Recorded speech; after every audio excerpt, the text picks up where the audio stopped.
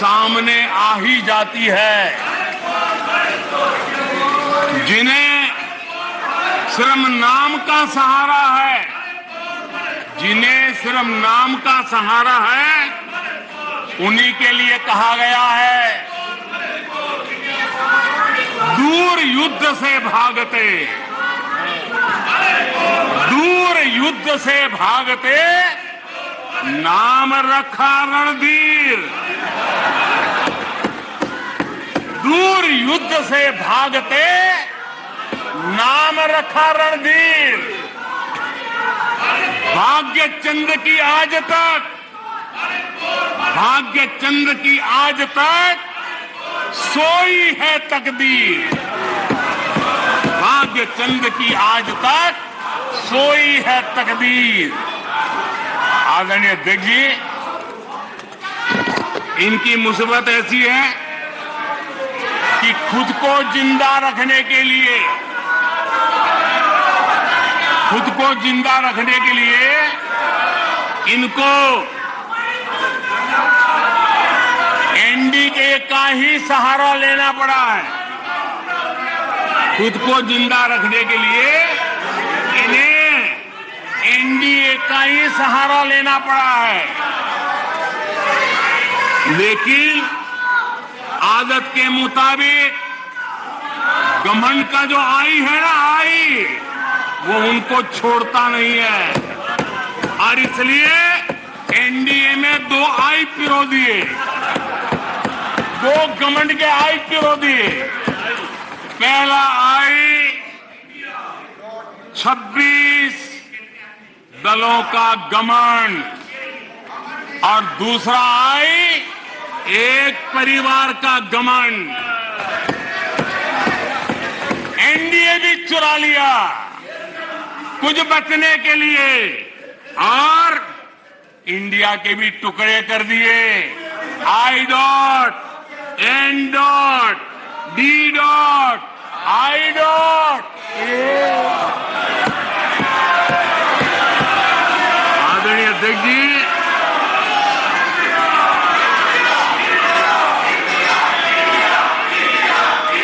जरा हमारे डीएमके के भाई सुन ले, जरा कांग्रेस के लोग भी सुन ले। अध्यक्ष महोदय, यूपीए को लगता है कि देश के नाम का इस्तेमाल करके अपनी विश्वसनीयता बढ़ाई जा सकती है, लेकिन कांग्रेस के सहयोगी दल, कांग्रेस के अटूट साथी तमिलनाडु सरकार में एक मंत्री 2 दिन पहले ही ये कहा है, तमिलनाडु सरकार के एक मंत्री ने कहा है, इंडिया उनके लिए कोई मायने नहीं रखता, इंडिया उनके लिए कोई मायने नहीं रखता। उनके मुताबिक तमिलनाडु तो भारत में है ही नहीं। आदरणीय अध्यक्ष जी, आज मैं गर्व के साथ कहना चाहता हूं, तमिलनाडु वो प्रदेश है, तमिलनाडु वो प्रदेश है जहां हमेशा देशभक्ति की धाराएं निकली है। तमिलनाडु वो प्रदेश है जहां हमेशा देशभक्ति की धाराएं निकली है।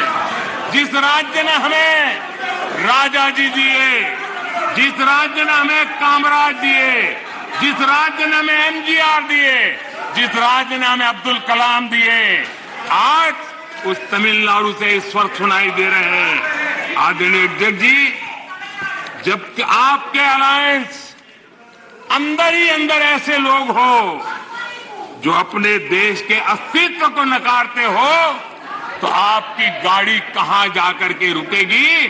जरा आत्मचिंतन करने का मौका मिले और आत्मा बचाओ तो जरूर करिएगा। आदरणीय अध्यक्ष जी, आदरणीय अध्यक्ष जी, नाम को लेकर उनका ये चश्मा आज का नहीं है। नाम को लेकर ये जो मोह है ना, वो उनका आज का नहीं है, ये दशकों पुराना चश्मा है। इन्हें लगता है कि नाम बदलकर देश पर राज कर लेंगे। गरीब को चारों तरफ उनका नाम तो नजर आता है, लेकिन उनका काम कहीं नजर नहीं आता। अस्पतालों में नाम उनके हैं, इलाज नहीं है। शैक्षणिक संस्थाएं नाम लटक रहे हैं, सड़कों हो, पार्क हो, उनका नाम, गरीब कल्याण की योजनाओं पर उनका नाम, खेल पुरस्कारों पर उनका नाम, एयरपोर्ट पर उनका नाम, म्यूजियम पर उनका नाम। अपने नाम से योजनाएं चलाई और फिर उन योजनाओं में हजारों करोड़ के भ्रष्टाचार किए। समाज के अंतिम छोर पर खड़ा व्यक्ति काम होते देखना चाहता था, लेकिन उसे मिला क्या? सिर्फ परिवार का नाम।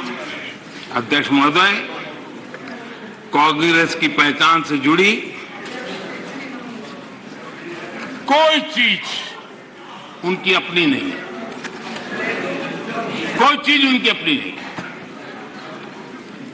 चुनाव चिन्ह से लेकर विचारों तक सब कुछ कांग्रेस अपना होने का दावा करती है, वो किसी और से लिया हुआ है। आदरणीय अध्यक्ष जी, प्लीज माननीय सदस्य, प्लीज सीट पे जाइए। सीट पे।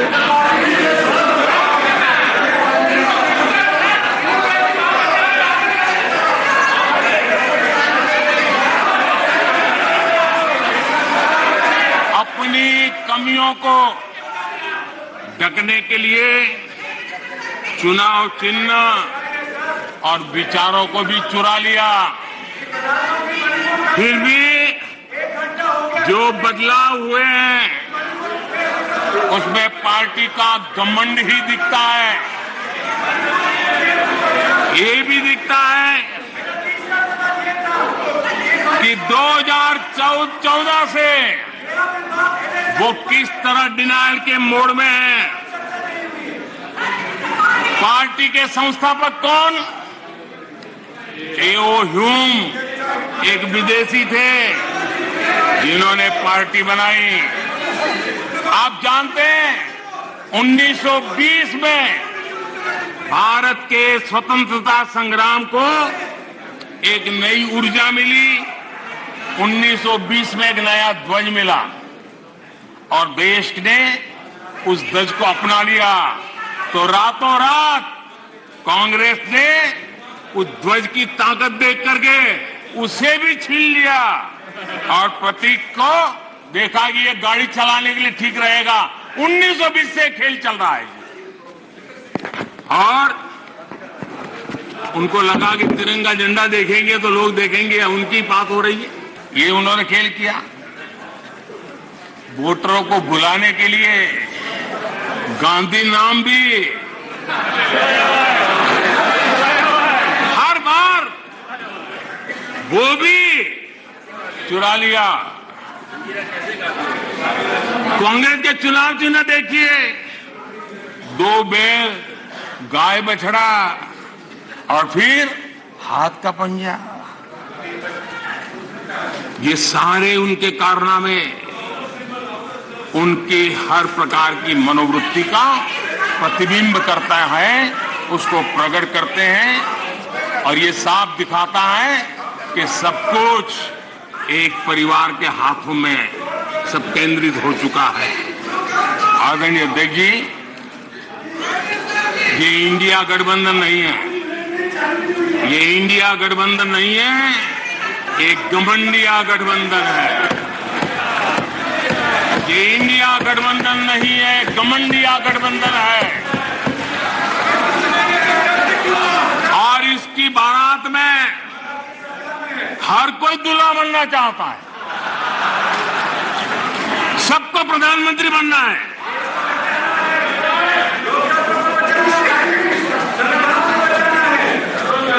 आदरणीय अध्यक्ष जी, इस गठबंधन ने यह भी नहीं सोचा है कि किस राज्य में आपके साथ, आप किसके साथ कहां पहुंचे हैं। पश्चिम बंगाल में आप टीएमसी और कम्युनिस्ट पार्टी के खिलाफ है और दिल्ली में एक साथ है। और अधीर बाबू 1991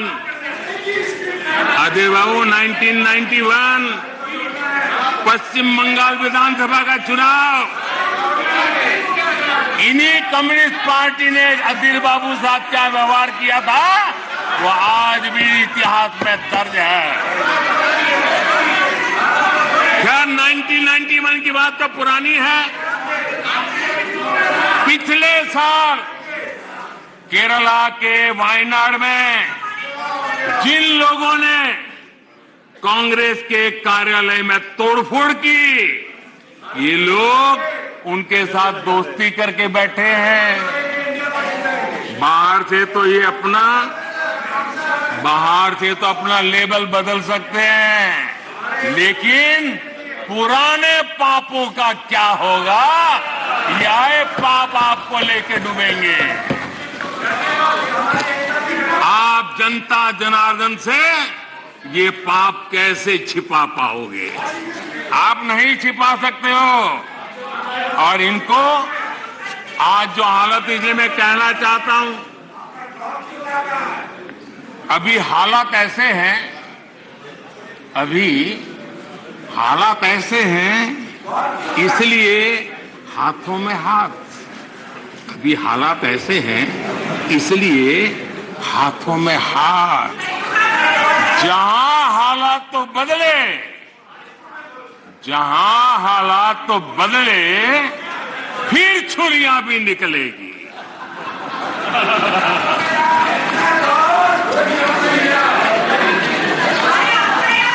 आदरणीय अध्यक्ष जी,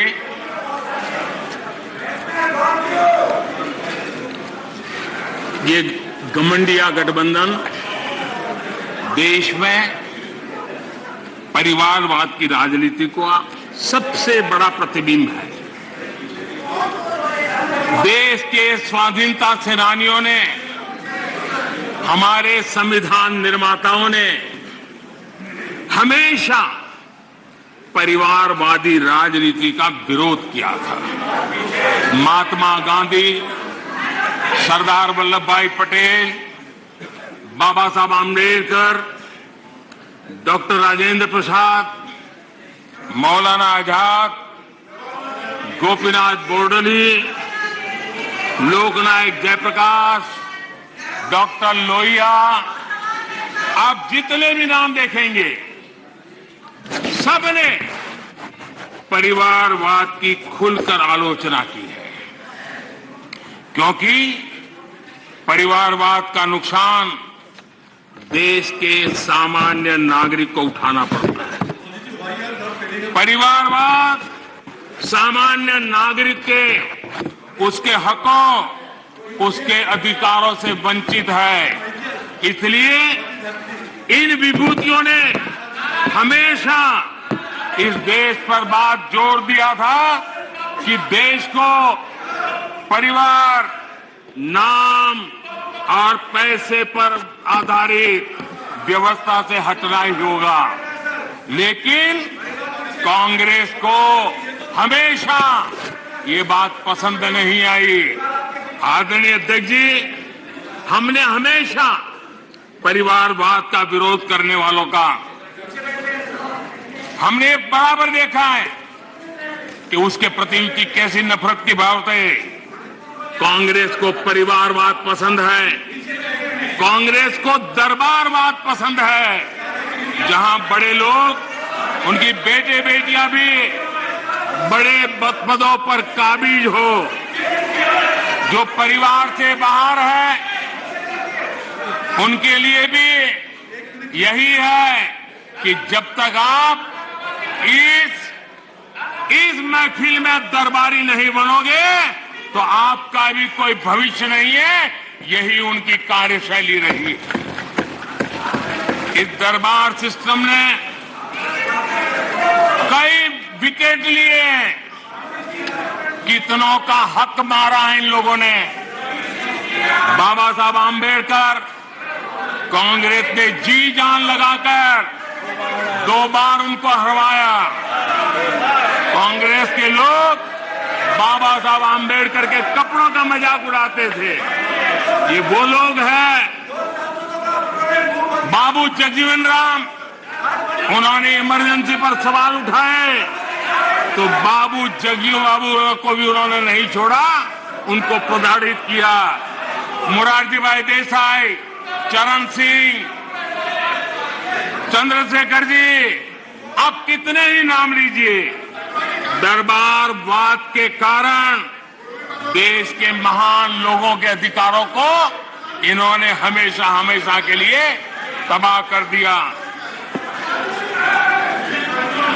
यहां तक कि जो दरबारी नहीं थे, जो दरबारवाद से जुड़े नहीं थे, उनके पोर्ट्रेट तक पार्लियामेंट में लगाने से इनको झिझक होती थी।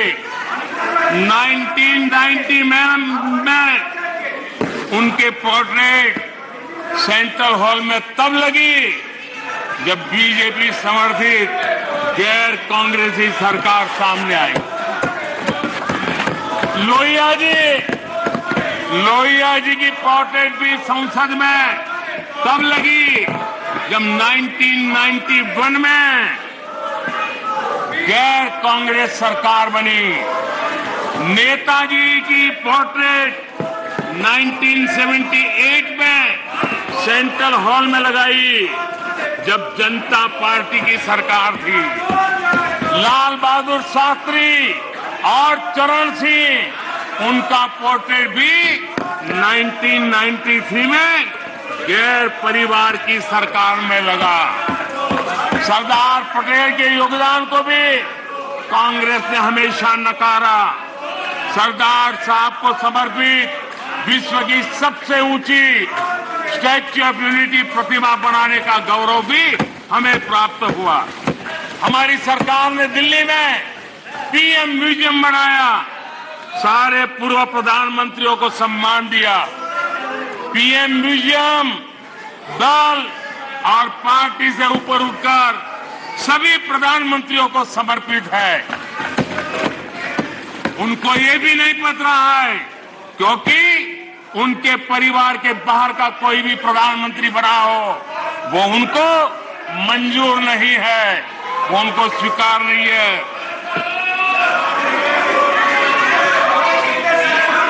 आदरणीय अध्यक्ष जी,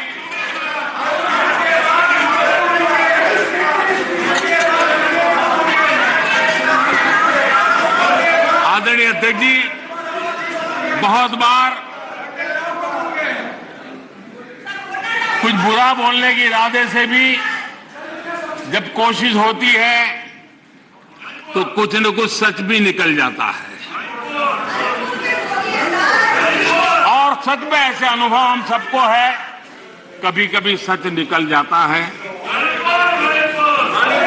लंका हनुमान ने नहीं जलाई, लंका हनुमान ने नहीं जलाई, उनके घमंड ने जलाई। और ये बिल्कुल सच है। आप देखिए, जनता जनार्दन भी भगवान राम के रूप की है, जनता जनार्दन भी भगवान राम के रूप की है। और इसलिए 400 से 40 हो गए। हनुमान ने लंका नहीं जलाई, घमंड ने जलाई, और इसलिए 440 हो गए, 400 से 40 हो गए।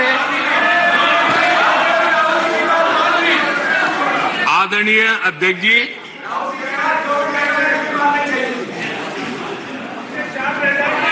सच्चाई तो ये है,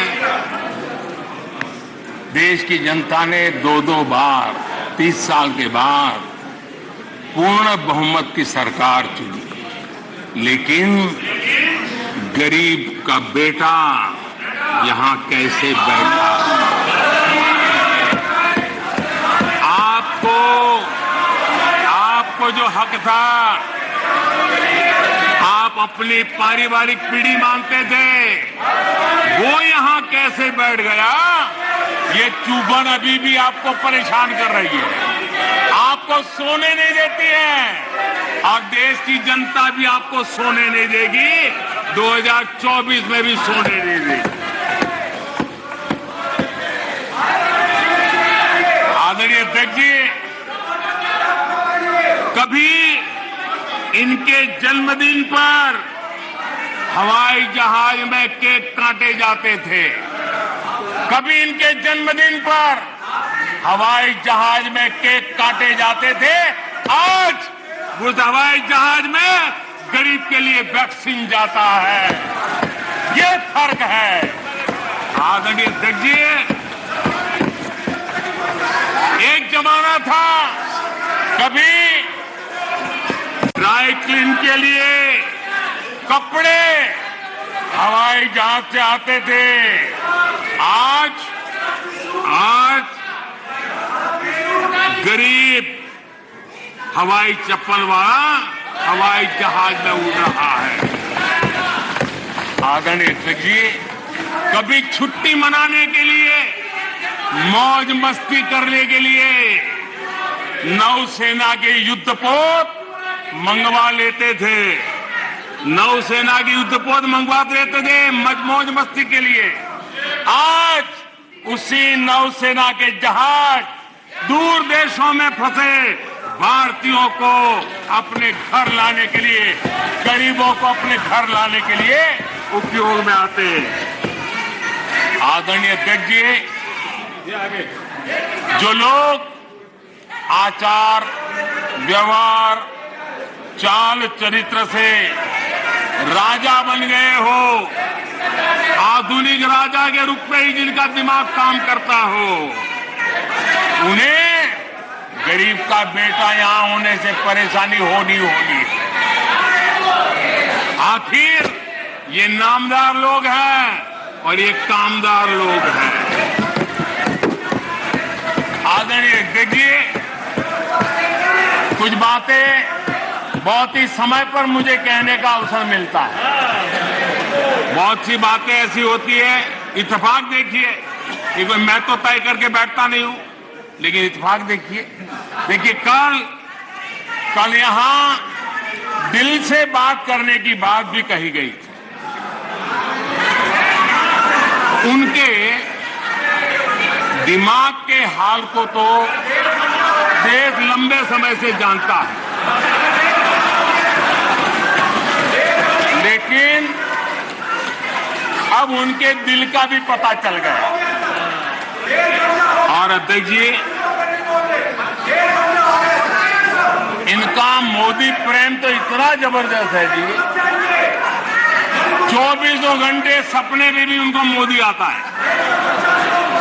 मोदी अगर भाषण करते समय बीच में पानी पिए तो ये कहते हैं, अगर पानी भी पिया तो सीना तान के कहते, देखिए मोदी को पानी पिला दिया।